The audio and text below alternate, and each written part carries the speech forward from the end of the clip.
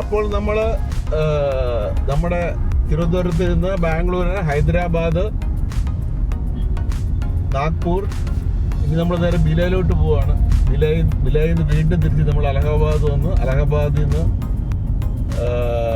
അയോധ്യ വന്ന്, അയോധ്യയിൽ നിന്ന്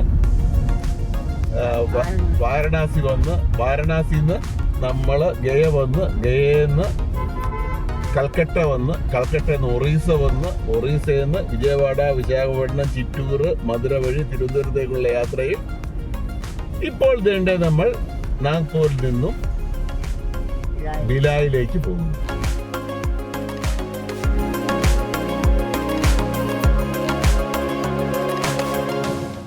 നാഗ്പൂരിൽ നിന്നും കോസല രാജ്യം ലക്ഷ്യമാക്കിയുള്ള എൻ്റെ യാത്ര തുടരുകയാണ്. ഛത്തീസ്ഗഡിലാണ് കോസല.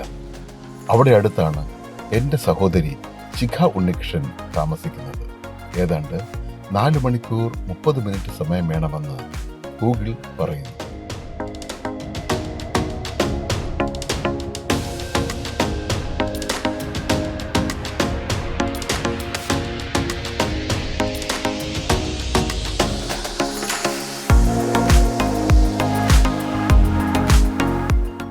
പിടിക്കണം, വലിയ പാടാ. അതല്ല, അത് സമയം വ്യത്യാസം നമുക്കും കൂടെ നമ്മൾ തന്നെ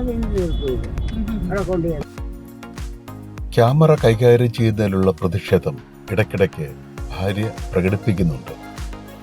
നാഗ്പൂരിനെ കാണുന്നത് മറ്റൊരു ദിവസത്തേക്ക് മാറ്റിവെച്ചാണ് എൻ്റെ യാത്ര. ഇപ്പോൾ റെയിൽവേ സ്റ്റേഷന്റെ സമീപത്തുകൂടി പോകുന്ന തെക്നി റോഡ് വഴിയാണ് യാത്ര.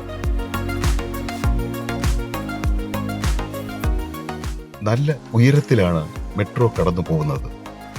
നാഗ്പൂരിലെ തിരക്കുകൾ കടന്ന് സൂറത്ത് കൊൽക്കത്ത ഹൈവേ ലക്ഷ്യമാക്കി യാത്ര തുടരുകയാണ് ഞാൻ. സൂറത്ത് കൊൽക്കത്ത ഹൈവേയിലേക്ക് കയറണം. നഗരത്തിന് മുകളിലൂടെ കടന്നു പോകുന്ന നീണ്ട ഫ്ലൈ ഓവറിലൂടെ ധൻഗഞ്ച് ചൗക്ക് തിരിഞ്ഞ് ബന്ധാര റോഡ് വഴിയാണ് യാത്ര. നഗര കെട്ടിടങ്ങളുടെ വിദൂര ദൃശ്യം കാണാനാവുന്നു. മനസ്സില്ലാ മനസ്സോടെയാണ് നാഗ്പൂരിൽ നിന്നും ഞാൻ തിരിക്കുന്നത്. നഗരത്തിന് മുകളിലൂടെ പോകുന്ന മെട്രോ ലൈനാണ് മുന്നിൽ. നിരനിരയായി അടുക്കി വച്ചതുപോലെ കെട്ടിടങ്ങൾ. എത്ര വലിയ നഗരമാണ് നാഗ്പൂരെന്ന് ഞാൻ തിരിച്ചറിയുന്നു. സൂറത്ത് കൊൽക്കത്ത ഹൈവേയിലേക്ക് കയറണം. അതുവഴി ശ്രീനഗർ കന്യാകുമാരി ഹൈവേയിലേക്ക്. ജബൽപൂരിലേക്കുള്ള വഴിയും ഇതാണ്. മെട്രോ ലൈൻ നിർമ്മാണത്തിനായുള്ള പ്രവർത്തനങ്ങൾ നടക്കുന്നത് വലതുവശത്തായി കാണാനാവുന്നു.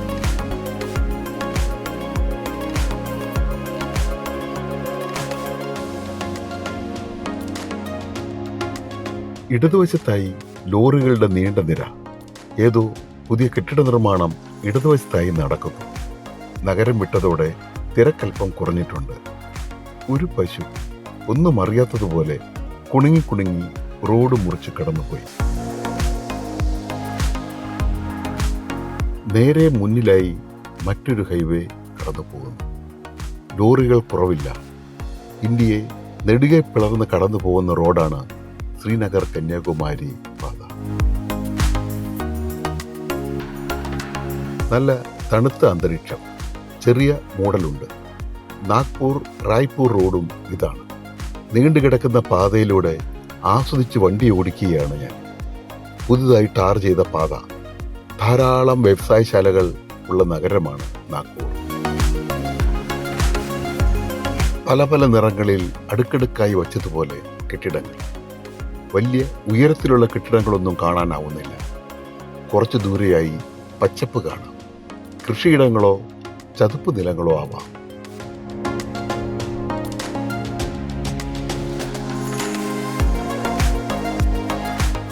167 കിലോമീറ്റർ എന്നാ പറയാൻ. 167 കിലോമീറ്റർ പോകാൻ 3 മണിക്കൂർ 10 മിനിറ്റ് വേണമെന്ന് പറയുന്നുണ്ട്. 4:15 എത്തുമെന്നാണ് പറയുന്നത്, ഗൂഗിള് പറയുന്നത്.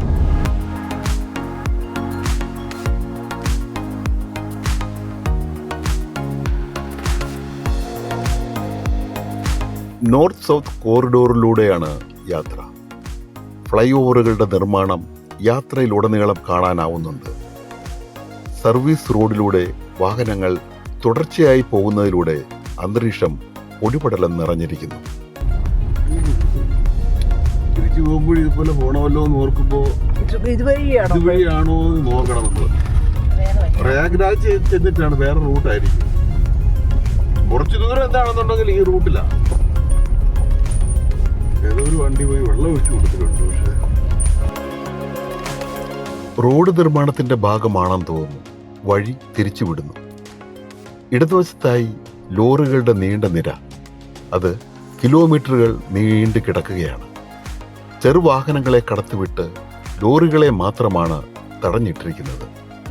ഏതായാലും മണിക്കൂറുകൾ കഴിയാതെ ഇവർക്കാർക്കും ഇവിടെ നിന്നും പോകാനാവില്ല. കിലോമീറ്ററുകൾ എൻ്റെ മോനെ, ഇത് ഏത് സമയത്ത് തീരും ഈ ബ്ലോക്ക്? ഭീകരമായ ബ്ലോക്കായി. മൂടൽ ക്ലൈമറ്റ് അല്ലേ? ക്ലൈമറ്റ് കേട്ടോ, നമുക്ക് ആകെ നാഗ്പൂരിൽ മാത്രം കുറച്ച് സമയം മാത്രം കുറച്ച് വെയിൽ അനുഭവപ്പെട്ടു. ബാക്കിയെല്ലാം ഈ മൂടലാണ് യാത്ര മുഴുവൻ.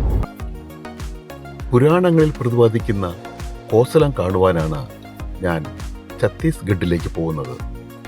നേപ്പാളിൻ്റെ ചില ഭാഗങ്ങളും ഉത്തർപ്രദേശിൻ്റെ ചില ഭാഗങ്ങളും ചേർന്നതാണ് കോസല സാമ്രാജ്യം.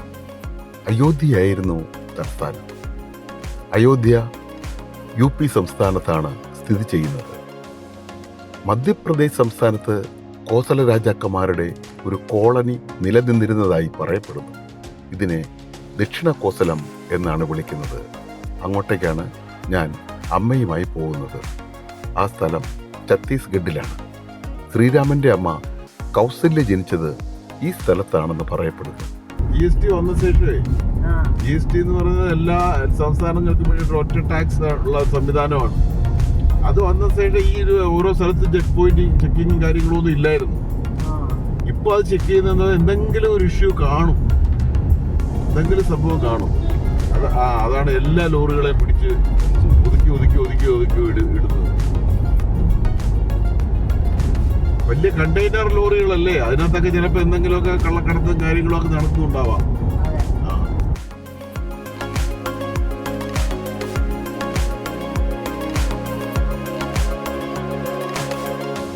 അന്തരീക്ഷം മൂടിയിരിക്കുന്നതിനാൽ ദൃശ്യം അത്ര സുഖകരമാവില്ല.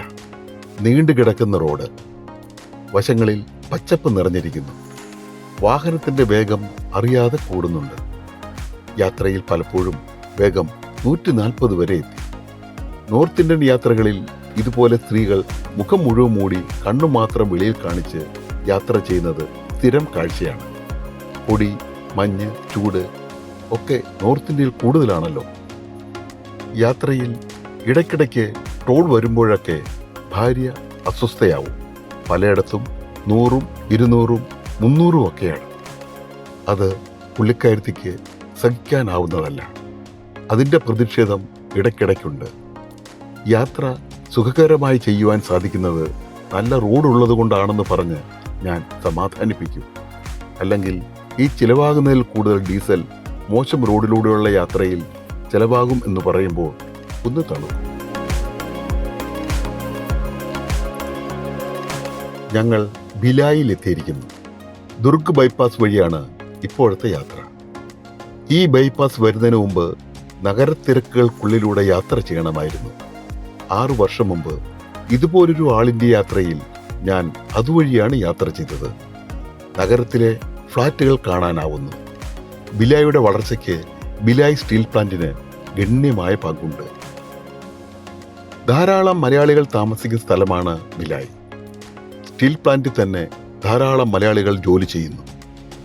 ഫ്ലൈ ഓവറിന് കീഴിലൂടെ നെഹ്റു നഗർ മെയിൻ റോഡിലേക്കാണ് ഞാൻ കാർ തിരിക്കുന്നത്. ഭിലായിൽ പ്രശസ്തമായ കൃഷ്ണ പബ്ലിക് സ്കൂളിലാണ് രാജി എന്ന് ഞങ്ങൾ വിളിക്കുന്ന ശിഖ ഉണ്ണികൃഷ്ണൻ പഠിപ്പിക്കുന്നത്. ഞങ്ങൾ ഇന്ന് അവിടെയാണ് താമസിക്കുന്നത്. മലയാളികൾ ധാരാളം ഉള്ളതുകൊണ്ട് തന്നെ ധാരാളം സ്ഥാപനങ്ങളും അവരുടേതായിട്ടുണ്ട്. ഇവിടെയാണ് കോസലം. ശിഖ ഉണ്ണികൃഷ്ണൻ ജോലി ചെയ്യുന്ന സ്കൂളിലേക്കാണ് ഗൂഗിൾ സെറ്റ് ചെയ്തിരിക്കുന്നത്. ലൊക്കേഷൻ ശിഖ അയച്ചു തന്നിരുന്നു. ഒരു പശു നിങ്ങൾ വഴിതെറ്റിയാണ് വന്നിരിക്കുന്നത് എന്ന് സൂചിപ്പിച്ചുകൊണ്ട് വഴിയിൽ തടസ്സമായി നിൽക്കുന്നു. Krishna public school back side हाँ ये बैक गेट है। ये फ्रंट साइड कहाँ है? हाँ फ्रंट साइड आप भी जाओ चौक में ना। हाँ तो चौक है ना उधर से सीधा सीधा जाना। ओ। ये बैक गेट है। बैक गेट में entry बैक है। गेट में ഉണ്ട്. Okay okay. ഞങ്ങൾക്ക് വഴി തെറ്റി. വഴിയിൽ കണ്ട കുട്ടികളോട് വഴി ചോദിച്ചപ്പോഴാണ് അറിയുന്നത് സ്കൂളിന്റെ പുറകിലാണ് ഞങ്ങൾ എത്തിയിരിക്കുന്നത് എന്ന്. ആ വെളുക്കെ ചിരിച്ചുകൊണ്ട് പാഞ്ഞു വരുന്നതാണ് സാക്ഷാൽ ചിഖ ഉണ്ണികൃഷ്ണൻ. ഗൂഗിൾ ഭയങ്കര അനുസരണയാണ്. കൃത്യമായിട്ട് एक्चुअली मैं यहीं से भेज दिया था, इसलिए पीछे वाला गेट दिखाया. എന്താ സംഭവിച്ചേ? ഞാൻ ഈ റൂമിൽ നിന്നുകൊണ്ട് അവിടുത്തെ റൂമിൽ നിന്നുണ്ടായി. അതെ അല്ലേ, അതുകൊണ്ടാണ് പുറകിലത്തെ ഗേറ്റിൽ വന്നത്. വാ, എല്ലാരും ഒന്ന് കണ്ടിട്ട് നമുക്ക് അത് കണ്ടിട്ട് വണ്ടി ഓടിക്കാം. എന്താമോ അല്ല എനിക്കറിയാം, മനസ്സിലായി. അതെന്താണെന്നറിയാം, ഞാൻ ഈ പുറകിലത്തെ ക്ലാസ് റൂമിലായിരുന്നു സെക്കൻഡ് പീരീഡ്. അവിടെ നിന്നോണ്ടാണ് ഇട്ടത്, അതുകൊണ്ട് അത് പുറകിൽ കൊണ്ടുവന്നത്.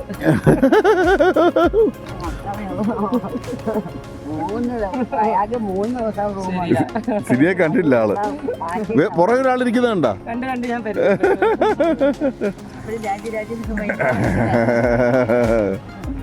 ഇതൊക്കെ ഇറങ്ങണ്ട, ഇതിലെടുത്താൽ മതി. ഞാൻ എന്റെ വണ്ടിയുടെ പുറകെ അങ്ങനെ. Okay okay okay. അടുത്ത ദിവസം രാവിലെ കോസലം ലക്ഷ്യമാക്കി ഞങ്ങൾ യാത്ര തുടങ്ങി. അപ്പൊ ഉണ്ണിച്ചേട്ടാ, ഇത് ഈ റോഡ് എങ്ങോട്ട് പോകുന്ന? ഇത് ബിലാസ്പൂർ റോഡ്. ബിലാസ്പൂർ റോഡ്. ബിലാസ്പൂർ എന്ന് പറയുമ്പോ ഇത് അങ്ങോട്ട് പോകുമ്പോൾ ബോംബെയാ? ബോംബെ കൽക്കട്ട. കൽക്കട്ട സീത നീ നേരെ. ബോംബെ കൽക്കട്ട റോഡിലൂടെ നമ്മൾ പോയിക്കൊണ്ടിരിക്കുന്നത് അല്ലേ? അപ്പൊ ബിലായിലുള്ള ബോംബെ കൽക്കട്ട റോഡിലൂടെ പോയിക്കൊണ്ടിരിക്കുന്നത്. റായ്പൂർ നേരെ എഴുതി കാണിച്ചിട്ടുണ്ട്. റായ്പൂർ, ആരംഗ്, സറൈപ്പള്ളി, സാമ്പൽപൂർ. 304 കിലോമീറ്റർ അല്ലേ? ഇവിടെ പക്ഷെ റോഡ് കൊള്ളാം കേട്ടോ. ഇവിടെ നല്ല ഹൈവേ, മെയിൻ റോഡ് നല്ല. കുറച്ചുകൂടെ അങ്ങോട്ട് പോകുമ്പോൾ ഞങ്ങൾ ഇങ്ങോട്ട് വന്നപ്പോഴും വഴിയിൽ ഭയങ്കര ഫ്ലൈ ഓവറിന്റെ പണി നടക്കുന്നു. അവിടൊക്കെ ചെറിയ പണിയുണ്ടായിരുന്നു. ഇവിടെ കുഴപ്പമില്ല. രാവിലെ ആരും ട്രാഫിക് ഇല്ലല്ലേ രാജി? ഇവിടെ ഈ ഫ്ലൈ ഓവർ ഒത്തിരി വന്നതുകൊണ്ട് ഇപ്പോൾ നമ്മുടെ അണ്ടർ ബ്രിഡ്ജ് ഇവിടെ താഴത്തിലെ പോകുന്ന ബുദ്ധിമുട്ടില്ല. മറ്റേ ട്രാഫിക് ഉണ്ട്. ഇപ്പോൾ ട്രാഫിക് കുറവ്. ഈ മറ്റേ സ്കൂൾ ടൈം ഇവിടെ എത്ര മണിയാ? 6:50. അതെ അല്ലേ? 6:50. രാവിലെ 6:30 തൊട്ടാണ്. 7 മണിക്ക് സ്റ്റാർട്ട് ആകും. 6:50 നമ്മൾ ചെന്ന് കഴിഞ്ഞാൽ 7 മണിക്ക് അസംബ്ലി, 12 മണിക്ക് ക്ലാസ് കഴിഞ്ഞ് പിള്ളേർ വീട്ടിൽ പോകും. പിന്നെ സെക്കൻഡ് ഷിഫ്റ്റ് 12 മണിക്ക് തുടങ്ങും, 5 മണിയാകും. രണ്ട് ഷിഫ്റ്റ് ആണ്. 1 to 8 ഒരു ഷിഫ്റ്റ്, 9 to 12 വേറെ ഷിഫ്റ്റ്. നമ്മുടെ ഇവിടെ ഈ സെൻട്രൽ സ്കൂളിന്റെ പോലെ. സെൻട്രൽ സ്കൂളിൽ 2 ഷിഫ്റ്റ് ആണ്. 8 മണി തൊട്ട്. ജട്ടല്ല കേട്ടാ, ഇത് രാവിലെ 7 തൊട്ട് ഒരു അല്ല 12 ഇവർക്ക് 1:30 വരെ. 7 to 1:30. 7 to 1:30 second shift. 12 to 5 അല്ലേ? സ്കൂൾ കുട്ടികൾക്ക് 12 o'clock. കുട്ടികളുടെ ഇത് താഴത്തൂടെ സിറ്റി അല്ലേ? താഴെ നമ്മുടെ താഴെ സിറ്റി, ഇവിടുത്തെ മാർക്കറ്റാണ്. താഴെ മാർക്കറ്റ്. ഫ്ലൈ ഓവർ നമ്മൾ മേളിൽ കൂടെ പോകും. താഴെ സുപ്പേല മാർക്കറ്റ്. ഇവിടെയൊക്കെ താഴെ വന്ന് സാധനം മേടിക്കാൻ വരുമായിരിക്കില്ല? ഒത്തിരി പേര് വരും. ഇതിപ്പം ടൗണിൽ ഇതിന് ടച്ച് ചെയ്യാതെ പോകുന്നവർ നേരെ പോകുന്നു. അല്ലെങ്കിൽ ഇപ്പം ഇവിടെ മെയിൻ മാർക്കറ്റ്, ഇവിടെ ഇച്ചിരി വിലക്കുറവുള്ള ഏരിയ. സാധനങ്ങൾ എല്ലാം ഇവിടെ ഒന്നും മേടിക്കാൻ ആൾക്കാർ. ഈ പാലം ഇല്ലെങ്കിൽ നമ്മൾ ആക്ച്വലി ഇതിന്റെ അടി കൂടെ പോയി. നേരത്തെ നമ്മൾ അന്നൊക്കെ അടി കൂടെ പോയിക്കൊണ്ടിരുന്നു അല്ലേ? ഇപ്പൊ ഒരു 3-4 പാലമായി റായ്പൂരിന് മുമ്പായിട്ട്. അപ്പൊ ഈ അടി ഇത് റഷ് കുറയും, തിരക്ക് കുറയും. നമുക്ക് നേരെ പോകാം.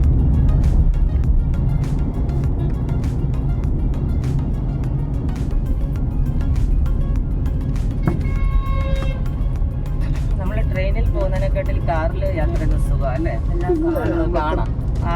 നമ്മുടെ സൗകര്യത്തിന്. കാഴ്ച മാത്രമല്ല രാജ്യം, എന്താണെന്നറിയാം, നമുക്ക് എവിടെ വേണമെങ്കിൽ ഇപ്പൊ ടോയ്ലറ്റിൽ പോകണം. ഞാൻ ആക്ച്വലി ഞങ്ങൾ ഇപ്രാവശ്യം കൊണ്ട് വന്നപ്പോഴത്തേക്ക് എനിക്ക് ഇവിടുന്ന് ഒരു ചായ വിളിച്ചിട്ടായിരുന്നു. എനിക്ക് ചായ കുടിച്ചിട്ട് വേറൊരു പ്രശ്നം. ബാംഗ്ലൂരിൽ നിന്ന് നമ്മള് ഇങ്ങോട്ടേക്ക് വരുന്ന വഴിക്ക്, മറ്റേ ഹൈദരാബാദിലോട്ട് വരുന്ന വഴിക്ക് ഇവിടുന്ന് ഒരു ചായ കുടിച്ചു രാവിലെ. പഴയ പാലം. ഇത് വയറിനകത്ത് ഭയങ്കര പ്രശ്നമായി പോയി. അവസാനം ഇവിടെ ഹോട്ടൽ നോക്കുന്നു, ഹോട്ടലിൽ നമുക്ക് റൂം എടുക്കാം. അത് മറ്റേ അത് നോക്കിയിട്ട് ഹോട്ടൽ അവിടെ ഒന്നും കാണുന്നില്ല. നമ്മൾ എത്തിയിരിക്കുന്ന ഒരു ചെറിയൊരു ഗല്ലി ഏരിയ, മറ്റേ ഈ മറ്റെന്താണ് മാർക്കറ്റൊക്കെ ഉള്ള ഒരു ഏരിയ കൂടെ പോയിക്കൊണ്ടിരിക്കുന്നത്. അപ്പൊ നമുക്ക് അവിടെ നിന്ന് ഹോട്ടലും കാണുന്നില്ല, പെട്രോളും കയറി നോക്കുമ്പോഴത്തേക്ക് അവൻ സമ്മതിക്കുന്നില്ല, അവൻ അവിടെ ഇല്ലെന്ന് പറയുന്നു. അവിടുന്ന് പിന്നെ തിരിച്ച് ഞങ്ങളിങ്ങനെ പോയപ്പോ ഇങ്ങനെ വിഷമിച്ച് ഇരിക്കുകയാണെങ്കിൽ ഇരിക്കാനും മേലെ ഇരിക്കാനും ഭാഗ്യത്തിൽ നോക്കും സുലഭ്. അതൊരു ഭയങ്കര അതിശയായി പോയി. ഭയങ്കര ഇതായി പോയി. ഞാൻ ഇവിടെയും കണ്ടു സുലഭ് കണ്ടു. അപ്പൊ ഞാൻ അവിടെ ചെന്നപ്പോ ഉണ്ടല്ലോ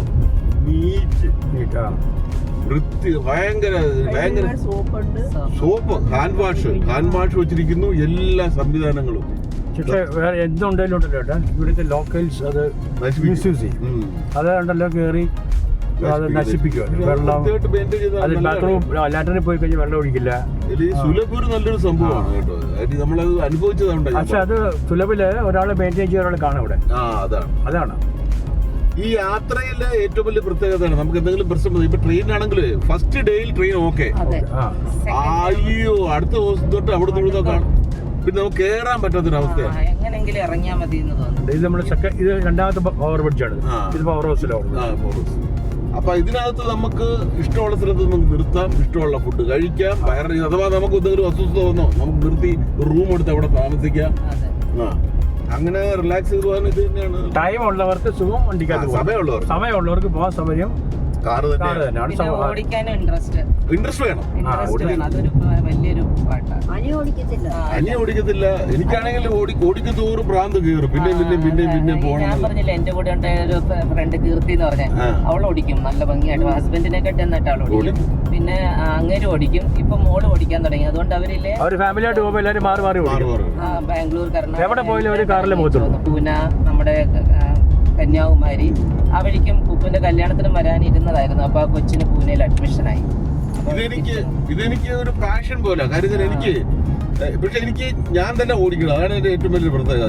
എത്ര കിലോമീറ്റർ ആണ്. ഞാൻ കഴിഞ്ഞ ദിവസം പറയാം നമുക്ക് സിംഗപ്പൂര് പോവാം, ഇത് വണ്ടി ഓടിച്ചു. എനിക്ക് ഭയങ്കര ആഗ്രഹം, പെണ്ണുമ്പോൾ സമ്മതിക്കുന്നില്ല. അല്ലാതെ പൈസ നമ്മൾ കെട്ടി വെക്കണം, കുറെ പൈസ ചെലവ്. ചേട്ടാ വേറെ കാര്യം, ഈ ഡ്രൈവിംഗ് അറിയാവുന്നവര് ഓടിക്കുമ്പോ ഉണ്ടല്ലോ, ഇപ്പൊ നമ്മുടെ സൈഡിൽ ഇരിക്കുമ്പോ അത് അങ്ങോട്ട് നമുക്ക് ഭയങ്കര പ്രശ്നമാണ്.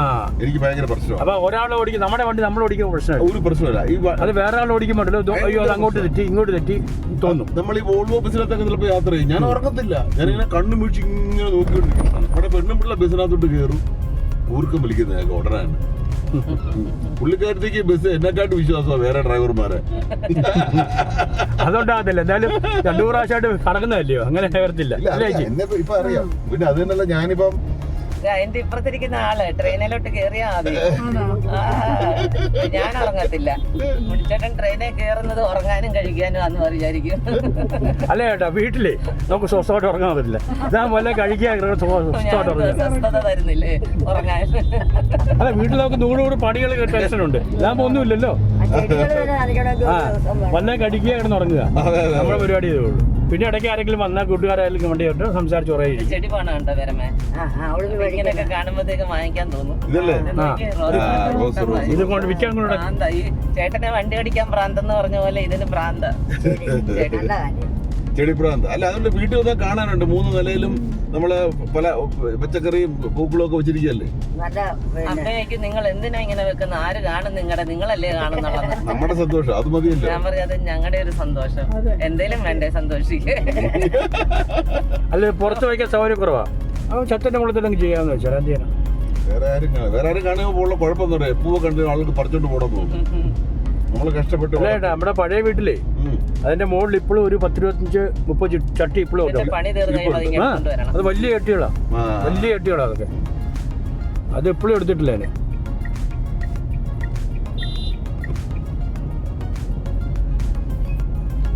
കുറച്ച് ഈ ഇവിടെ സിറ്റി വിട്ടു പോകുന്നതുകൊണ്ടേ കുറച്ച് ട്രാഫിക് ആയിരിക്കും. ഇല്ല ചേട്ടാ, ഈ ഹൈവേ അല്ലേ, ട്രക്കുകളെല്ലാം രാത്രിയിൽ അവർ കുറെ ഓടിക്കും, പിന്നെ രാവിലെ ഓടിക്കും. ഇനിയിപ്പോ എവിടെയെങ്കിലും 8 മണിയാകുമ്പോൾ എടുത്തിട്ടുണ്ടല്ലോ, അവിടെ നാസ്തയും കഴിച്ച് കുളിച്ചിട്ടേ അവർ പോകത്തുള്ളൂ.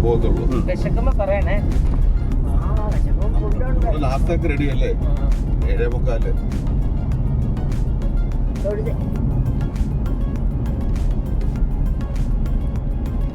അമ്പലത്തിലേക്ക് അവിടെ മണി 9:30 ആവുന്നില്ലേ? 55 58 കിലോമീറ്റർ ഉള്ളൂ. 58 കിലോമീറ്റർ എങ്ങനെയാണെന്നുണ്ടെങ്കിൽ 1 മണിക്കൂർ എടുക്കും. 1 മണിക്കൂർ കൂടുതൽ. 1 മണിക്കൂർ. 9 മണിയാവും. ഇപ്പൊ ഹൈവേ കഴിച്ചിട്ട് ഹൈവേയുടെ അവിടെ നിന്ന് ഉള്ളിലേക്ക് ഒരു 13 കിലോമീറ്റർ ഉണ്ട്. ആണോ? അപ്പൊ നമുക്ക് അമ്പലത്തിൽ കയറുന്നതിന് ഭക്ഷണം നോക്കാം. സൗകര്യം അല്ലെങ്കിൽ ഉണ്ടല്ലോ ഏകാഗ്രമായിട്ട് പ്രാർത്ഥിക്കാൻ പറ്റത്തില്ല. വിശന്നുണ്ടല്ലേ? ഇങ്ങനെ വിശപ്പിക്കുന്നു നമ്മള് പാടില്ല. വിശന്നുണ്ട്. നമ്മളെ കപ്പ് എല്ലാം കഴിഞ്ഞ് വയറും നിറഞ്ഞിട്ട് വേണം ഭഗവാനെ കിടന്നോട്ടെ. അതിന് വേണം ഭഗവാനെ കാണാം. അപ്പൊ വേറെ ചിന്ത നമുക്ക് വരത്തില്ല. വിശന്നിരിക്കുമ്പോ അയ്യോ വിശക്കുന്നേ പ്രാർത്ഥിച്ചോണ്ടിരിക്കുന്നതിനിടയ്ക്ക് ആ ചിന്ത വരും. അല്ലേ രാജി? ഷുഗർ ഉള്ളവർക്ക് എനിക്ക് ചേട്ടാ ഞാൻ തോന്നുമ്പോഴാണ് കഴിക്കുന്നത്. എനിക്ക് വിശപ്പൊന്നുമില്ല. അതൊരു പ്രത്യേക ടൈപ്പാ. അച്ഛൻ കൂടെ ഉണ്ടെങ്കിൽ അച്ഛന് വിശപ്പുണ്ട്. അച്ഛന് പിന്നെ വിശന്ന് ഞാൻ പ്രാന്ത് വരും. അച്ഛന് സമയത്തിന് ആഹാരം കഴിച്ചില്ലെങ്കിൽ വെപ്രാളം വരും. നമ്മളൊക്കെ കഴിക്കുന്നത് കൊണ്ട് തന്നെയല്ല, അല്ലെങ്കിൽ നമ്മളത് കൃത്യമായിട്ട് അത് അതല്ലേ ചേട്ടൻ മിക്ക ദിവസം ഉണ്ടല്ലോ രാത്രിയില് ഞങ്ങൾ കഴിക്കാറില്ല. അതറിയോ? ഇവള് പറയും ഒരിക്കലും വേണ്ട. പിന്നെ ഒരാൾക്കായിട്ട് ഉണ്ടാക്കാൻ അവൻ ഉണ്ടാക്കാറില്ല. പിന്നെ എന്തെങ്കിലും അഡ്ജസ്റ്റ് ചെയ്ത് കഴിച്ചിട്ട് നടക്കും. അതൊക്കെ തന്നെ മിക്ക ഇവള് വൈകിട്ട് എന്തെങ്കിലും കഴിച്ചു കഴിയുമ്പോൾ രാത്രി വേണ്ട. വീട്ടിലൊക്കെ ആകുമ്പോ ഭക്ഷണം കഴിക്കാതെ നമ്മൾ കിടക്കാറുണ്ട്. കിടക്കുക. പക്ഷെ ഇന്നലെ ഞങ്ങൾ ഇങ്ങോട്ട് വന്നപ്പോഴേ നമ്മുടെ മറ്റേ എന്താണ് പപ്പായ ഇരിപ്പുണ്ടായിരുന്നു. വേറെ നമുക്ക് ഇത് മാത്രം കഴിക്കാം. 1 മണിയായി 12:30 ആയപ്പോ നമ്മളെല്ലാരും കൂടെ നമുക്ക് ഇത് മാത്രം കഴിക്കാം, ഇന്ന് ഒന്നും വേണ്ട. രാജിയിൽ അവിടെ ചെയ്തിട്ട് മീൻകറി ചോറും കാണും, അത് കഴിക്കാം, വേറെ ഒന്നും കഴിക്കേണ്ടെന്ന് പറയും. പക്ഷെ ഒരു 1:15 ആയപ്പോഴത്തേക്ക് പപ്പരക്കൊക്കെ അകത്ത് ഞങ്ങൾ പ്രവർത്തിക്കാൻ തുടങ്ങി. വിശപ്പ് കൂടി. എന്തൊക്കെയായാലും നമ്മൾ ആഹാരം കഴിക്കുന്ന സമയത്ത് ഇച്ചിരി കഴിക്കുന്നത് അമ്മ. പക്ഷെ ഈ യാത്രയില് സാധാരണ ഉള്ളതിനെക്കാട്ടി കൂടുതൽ കഴിക്കുന്നുണ്ട് ഇപ്പൊ. പിന്നെ ഇനി പോകും വണ്ടിക്കകത്തിരിക്കാൻ നോക്കില്ല. അതുപോലെ പുള്ളിക്കാരത്തേക്ക് സന്തോഷം. എനിക്കല്ലേ ആ ചോറ് ഞാൻ വല്ലപ്പോഴും കഴിക്കാൻ വാങ്ങിച്ചു വെച്ചിരിക്കുന്ന അരിയാ. അതും മീനും പുളിശ്ശേരി ഉണ്ടെങ്കിൽ എനിക്ക് ഭയങ്കര ഇഷ്ടം. കൂടുതൽ ചോറ് കഴിക്കും. ചോറ് കൂടുതൽ കഴിക്കരുതാ പറയുന്നത്. ഇപ്പൊ 28-29 വർഷമായിട്ട് ചോറേ കഴിക്കുന്നുള്ളൂ. അങ്ങനെ നോക്കുമ്പോണ്ടല്ലോ, അങ്ങനെ നോക്കുമ്പോ നമ്മുടെ മലയാളികളെക്കാളും നോർത്ത് ഇന്ത്യന്റെ ഫുഡാണ് രീതി. കാരണം അവര് കുറച്ച് റൈസും കൂടുതൽ കറികളും പിന്നെ സലാഡ് ഇല്ലേ. അവരെല്ലാം എന്നും അവർക്ക് സലാഡ് അവര് കട്ട് ചെയ്യും. ഈ കക്കടിയില്ലേ ചെറിയ നമ്മുടെ അത് അതില്ല ചോറ് കഴിക്കില്ല. ടമാട്ടർ അത് അവർക്ക് വേണം, മസ്റ്റ്. അവർക്ക് ചോറ് വിളമ്പുമ്പോ അവരതും കട്ട് ചെയ്ത് വെക്കും. നമ്മള് ഇപ്പൊ രാജ്യം പറഞ്ഞിട്ടില്ലേ, നമ്മൾ കൂടുതൽ ചോറ് കഴിക്കും. നമ്മൾ കൂടുതൽ ചോറ് കഴിക്കാൻ വേണ്ടിയിട്ടാണ് നമ്മൾ കറികൾ ഉപയോഗിക്കുന്നത്. ആക്ച്വലി അത് പാടില്ല. ചോറ് കൂടുതൽ കഴിക്കാൻ പാടില്ല. ഹിന്ദിക്കാര് അത് രാവിലെ തൊട്ടേ വീട് വൃത്തിയാക്കാൻ തുടങ്ങും. തൂത്തുവാരി തുടച്ച് വൃത്തിയാക്കി എല്ലായിടം തുടച്ച് വന്നിട്ട് ഒരു 12 ആകുമ്പോൾ അടുക്കളയിൽ ഇറങ്ങും. കുക്കറിനകത്ത് അവരുടെ ചോറ് പറ്റതല്ലേ, 1 മിനിറ്റ് കൊണ്ട് വേവുമല്ലോ. അത് പരിപ്പും എന്തെങ്കിലും ഒരു സബ്ജിയും ഈ ഇതും അച്ചാറും സലാഡ് മെയിൻ. ഇവർക്ക് സലാഡ് 1 മണിയാകുമ്പോ അവരുടെ ആഹാരം ഉണ്ടായി. അവർക്ക് വീടൊക്കെ തുടച്ച് വൃത്തിയാക്കി ഇതിലാണ് സമയം പോണത്. പൂജ എന്തൊരു പൂജയാ. ആണുങ്ങളും പൂജ ചെയ്യും. മിക്ക വീട്ടിലും ആണുങ്ങളാ തൂത്തുവായിരുന്നു മിറ്റം. അത് നമ്മുടെ കേരളത്തിൽ കുറേശ്ശൊക്കെ ആണുങ്ങൾ തൂത്തു തുടങ്ങി.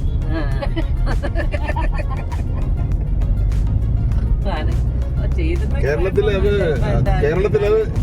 തുടക്കം ആണുങ്ങളുടെ കൈ കൊണ്ട കൊടുക്കണം. ആണുങ്ങൾ ജോലിയൊന്നും ചെയ്യരുത്. കേരളത്തിൽ അത് തുടങ്ങിയിരിക്കുന്ന പാപ്പനും കൂടെയാണ് തുടക്കം കൊടുത്തിരിക്കുന്നത്. അവിടെ നിന്ന് ഇനി എല്ലായിടത്തോട്ടും വ്യാപിക്കും.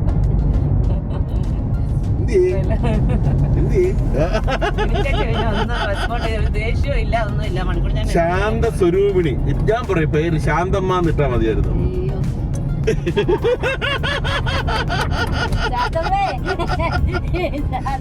അല്ല അത് വേറൊരു കാര്യം മണിക്കുട്ടിയുടെ. ഇപ്പൊ നിങ്ങൾ ഒറ്റയ്ക്കുള്ളപ്പോ എന്ത് വേണേ പറഞ്ഞു. പക്ഷെ മണിക്കുട്ടിയുടെ വണ്ടിയിലിരുന്ന് എന്ത് കളിയാക്കിയാലും അനുസരിച്ച് മിണ്ടുന്നില്ലല്ലോ. ഇത് കളിയാക്കലല്ലെന്നറിയാം. നമ്മൾ 19 കാണുന്നത്. അതാ പറഞ്ഞു. ഞാനും പറയും ഇത് കളിയാക്കല്ല, ഒരു തമാശ, ടൈം പാസ്. 1-2 വർഷമല്ല, 34 വർഷമായില്ലേ. അപ്പൊ അറിയാം, ഇത് നമ്മളെ പറ്റി പരസ്പരം അറിയാന്നുള്ളതുകൊണ്ട് പിന്നെ കുഴപ്പമില്ല.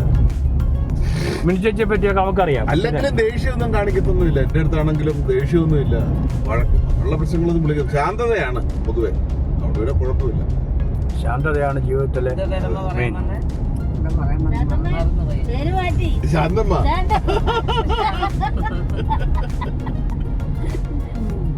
ചില സമയത്ത് വാളെടുക്കും കേട്ടോ.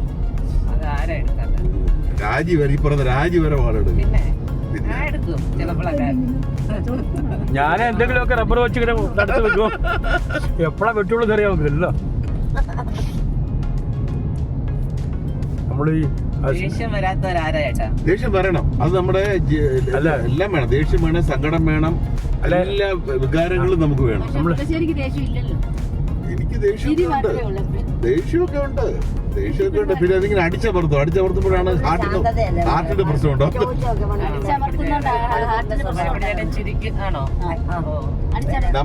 നമ്മുടെ എന്ത് റിയാക്ഷൻ ഉണ്ടല്ലോ രാജി.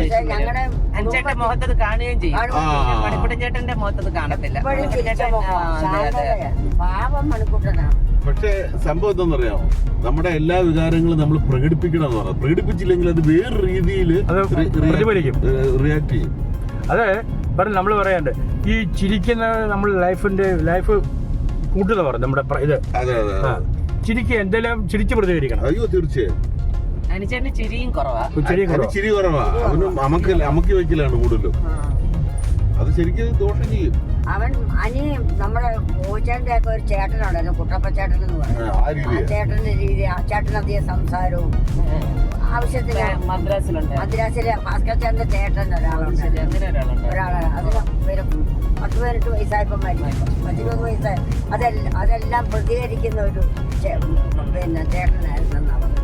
അതായത് ഇവർക്ക് കല്ലേലില് 10-20 ഏക്കർ സ്ഥലം ഉണ്ടായിരുന്നു ഓച്ചേട്ടൻ, ഈ മൺപൊട്ടിലേക്ക് അമ്മയ്ക്ക്. അപ്പൊ അതിങ്ങനെ ഓച്ചേട്ടൻ അച്ഛൻ അവിടുന്ന് വിറ്റോണ്ട് വരുന്നതിന് ഈ ചേട്ടൻ പ്രതികരിക്കും. അത് വിൽക്കാൻ പറ്റത്തില്ല, ഞങ്ങൾക്ക് കല്ലേരി തന്നെ വേണം, ഞങ്ങളുടെ അങ്ങനെയൊക്കെ പറഞ്ഞ് അച്ഛനും കൂടെ വഴക്കായിരുന്നു. ഒന്ന് ബിലാസ്പൂർ പോകുന്ന റോഡ്, ഇത് ലെഫ്റ്റിലേക്ക് ബിലാസ്പൂർ. ഒന്ന് നേരെ പോകുന്ന റായ്പൂർ സിറ്റി, ഇങ്ങോട്ട് ആറങ്ക്. നമ്മളിപ്പോ പോകുന്ന ആറങ്ക് റോഡിലേക്ക്. ഇത് ബിലാസ്പൂർ റോഡ്. ഇത് റായ്പൂർ സിറ്റിയിലേക്ക് പോകുന്ന റോഡ്. ഇത് നേരെ പോകുന്ന ആറങ്ക്. ഇത് മെയിൻ റോഡ്. ഇത് നേരെ ഹൈവേ ആണ്, നാഷണൽ ഹൈവേ ആണിത്. ഇത് നേരെ ആറങ്ക് റോഡ്. നമ്മളിപ്പോ പോകുന്ന ആറങ്ക് റോഡിലാണ്. പക്ഷെ മേളിൽ നിന്നുള്ള സാറ്റലൈറ്റ് കണ്ടിരുന്നെങ്കിൽ കറക്റ്റ് ആ റൂട്ട് ഇത് കാണാമായിരുന്നു. ഗൂഗിളിൽ ഇട്ടാൽ മതിയായിരുന്നു, ഇതിൽ കാണാമായിരുന്നു.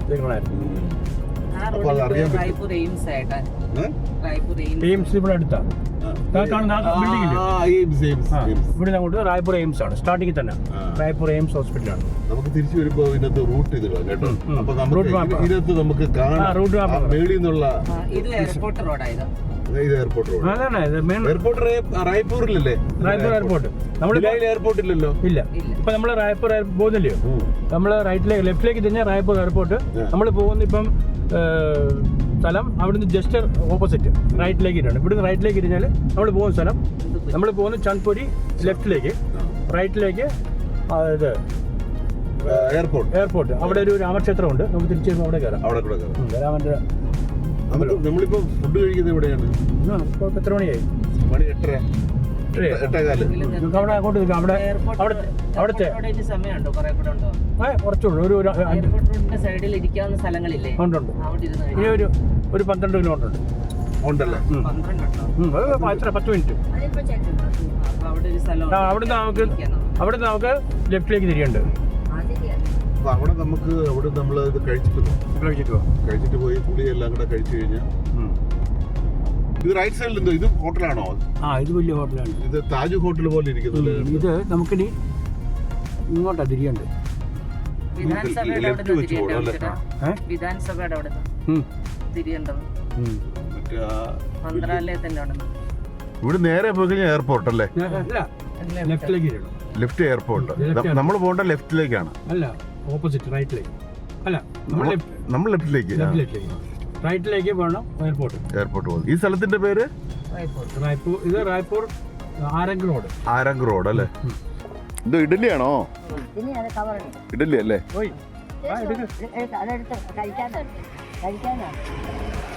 ഇവരെപ്പോഴും ടൂർ പോകുന്നതല്ലേ? ഇത് അസാധ്യ പാക്കിംഗ് ആയിപ്പോയി. അയ്യോ ഇതെങ്ങനെ സീൽ ചെയ്ത് ഇത് സെയിൽ ചെയ്യാത് ഓ ഞങ്ങൾ ഇത് അതവള് ഇതാക്കി. ഇത് ചെയ്ത് കിട്ടും എന്തുവായിട്ട് പറയുന്ന ഇന്റർലോക്ക് ചട്നി സൂപ്പർ ആയിട്ടുണ്ട് കേട്ടോ. നമ്മൾ ഇവരെ ആരെയും പരിചയപ്പെടുത്തിയിട്ടില്ലല്ലോ നമ്മള്. ഇതൊക്കെ ആരാന്നറിയണ്ടേ എല്ലാവർക്കും?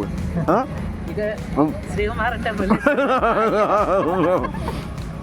എനിക്ക് അല്ല എനിക്ക് 6 പെങ്ങന്മാരും 2 ആങ്ങളമാരും ഉണ്ട്. അതിലൊരു പെങ്ങളാണിത്. 6 കറക്റ്റാണോ? അതെ അത് കറക്റ്റ് എണ്ണി നോക്കാൻ അതെ കറക്റ്റാ. 6 പെങ്ങന്മാരും 2 ആങ്ങളമാരും ഉണ്ട്. അതിലൊരു പെങ്ങളുടെ ഭർത്താവാണ് ഒരു ബിലായ് സിറ്റിൽ. പിന്നെ മറ്റേത് പിന്നെ ആ ഓ 7 പേരുണ്ട്. 7 പെങ്ങന്മാരാ കേട്ടോ. വിട്ടുപോയി.